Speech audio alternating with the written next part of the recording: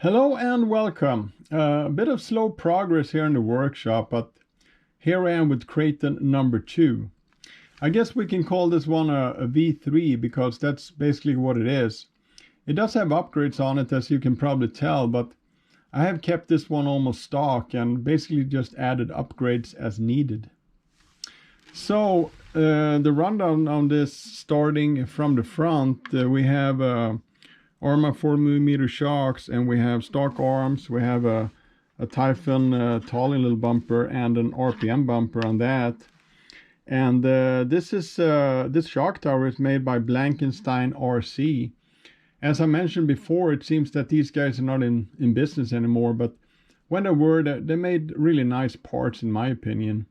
And speaking of which, I actually I found this front brace that I've been missing for my titanium build. It's also made by Blankenstein RC, and that will fit nicely on that build and match up a little bit better with the rear one, just for looks, I guess. So for the rear, we have a Blankenstein RC tower as well, and Arrma 4mm shocks, RPM arms, RPM mud guards. And this is just a Typhon style little rear bumper. And this wing mount is actually one that I have drawn and 3D printed myself. It's inspired from a T-bone style wing mount, and I did this one like over a year ago and experimented back and forth with different materials. The blue parts are printed in a flex TPU and has held up great so far. It's really flexy, and whenever you land on the wing, it just flexes up and down and to the sides, and then it just returns to its original shape. So I will test this version some more this season. Now, one of my first upgrades that I do to a Kraton is to replace the plastic braces with aluminum ones. And these are made by CRCU, Custom RC Upgrades. They're a UK-based company where Lee Wood develops and makes great RC part. These are made from a high-quality aluminum alloy and fits really great. Also, the rear brace stop, it's also made by CRCU, and so are the spools. For the chassis, this is just a V3 stock chassis. I've been a bit lucky with this one. No super hard crashes and stuff, and it's still straight. I think that is a bit due to the fact that I fitted good quality braces from the beginning. We'll see if this one survives yet another bash season. As for the driveline, the driveline is just stock axles and diffs, and the diffs are shimmed and filled with 10K rear, 100K center, and 60K front, and that's CST. Now I usually mostly use team associated diff fluid. So anyway, as for the electronics, this is just the stock Arrma servo, what I usually call the red one. They use this in a bunch of models, or at least they used to. And these servos are neither really strong or fast, and they do have a tendency to break rather quick. But if you set the endpoints right away, or use that little dual ratio steering knob on the transmitter, they last for a while. Now, radio. This V3 came with a Tactic TX300. It's kind of a simple radio, but they work well. So in this one, I'm just going to keep it for now. The ESC is just a stock BLX 185. Nothing special here, just a small mod added to it, and I added a mesh to keep the debris out of the fan. And for the motor, stock BLX 2050 kV, added a simple and cheap heatsink combo from Hobby Wing with together with and this 50mm fan comes with that combo. And this fan is not one of those high-speed performance fans of any kind, but it does its job on this one.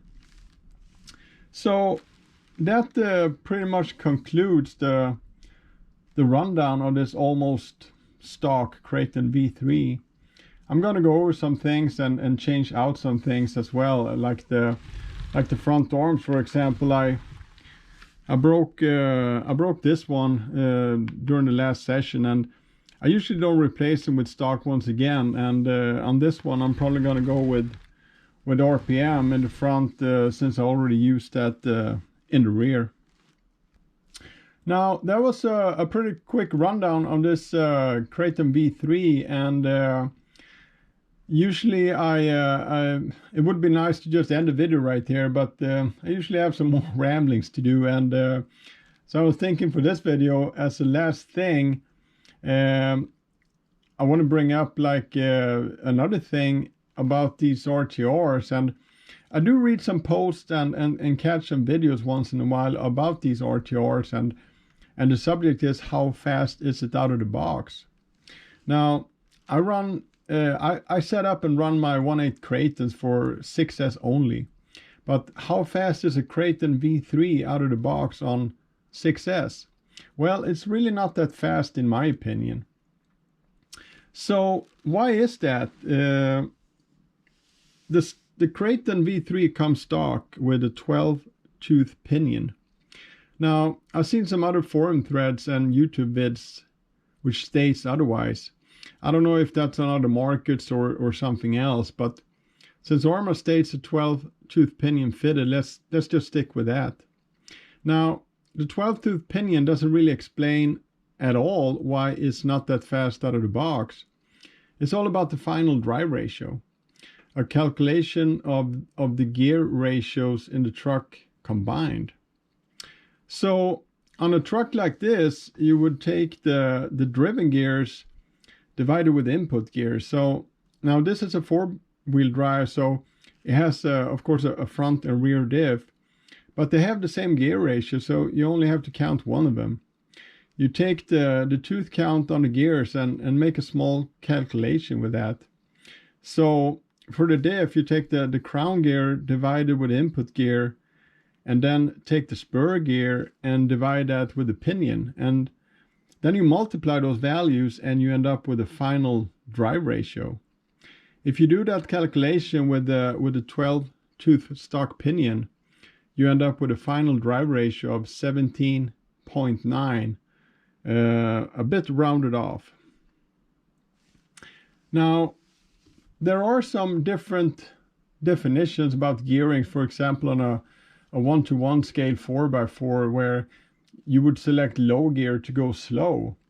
And an engineer could probably talk gearing all day and know what they were talking about, and might be able to explain this better. Now, I'm going to try to explain it the best way I can. And on a setup like this, the higher final drive ratio value you end up with, the truck is going to accelerate real fast, but it's going to have less top speed.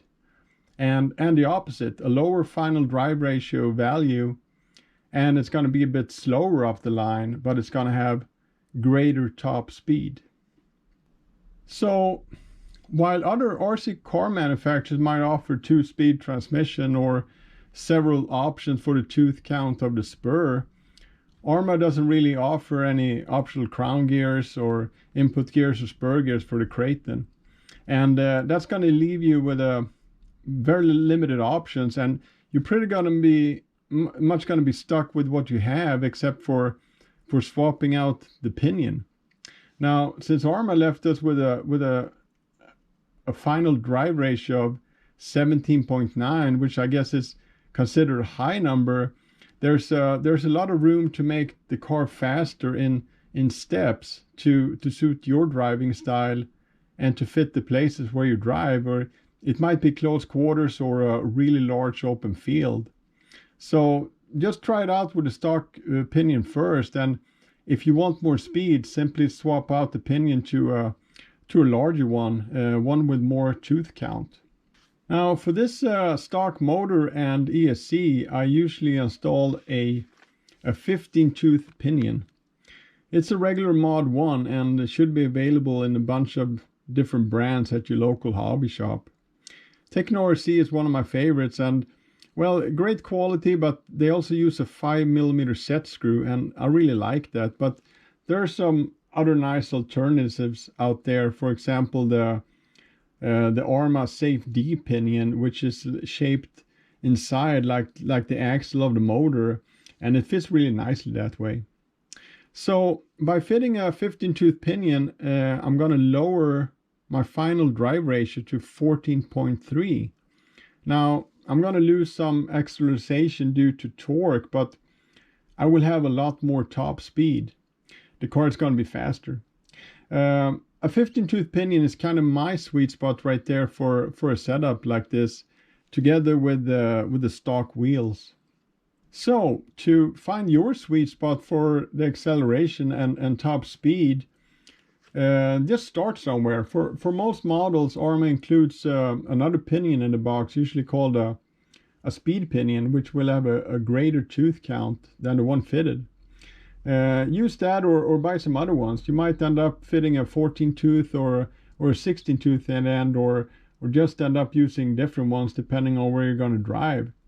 Now you also got to account for the outer diameter of the tires that you're using, since that kind of affects the total gear ratio.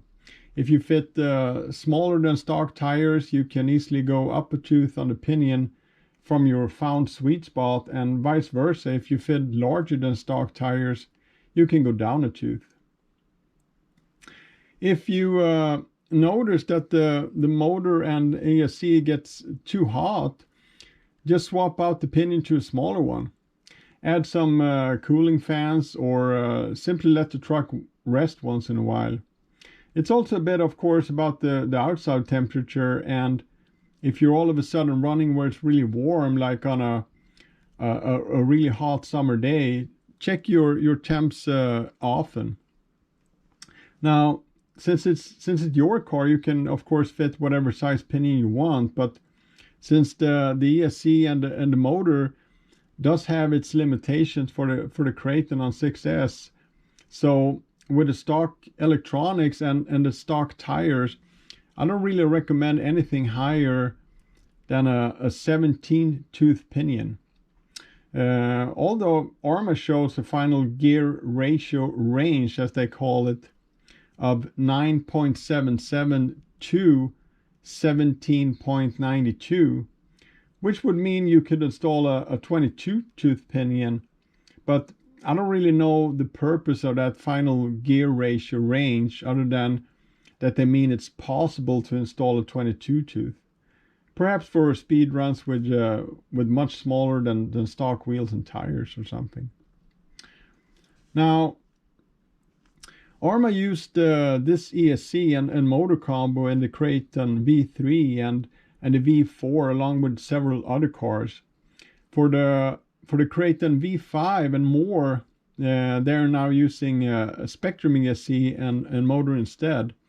I kind of thought they had changed out the pinion to a larger one in the Kraton V5, but since Arrma still shows a 12 tooth pinion fitted and a final drive ratio or standard final gear ratio, as they call it, of 17.9, apparently they haven't changed anything. So that really concludes this rundown of my Kraton V3. Like I said, I will do some repairs and changes, and then it's going to be all ready for bash season 2021. Now I got 2 more Kratons to go, and I will show you the next one pretty soon. Thanks for watching, and I hope you watch my next video as well. Thank you.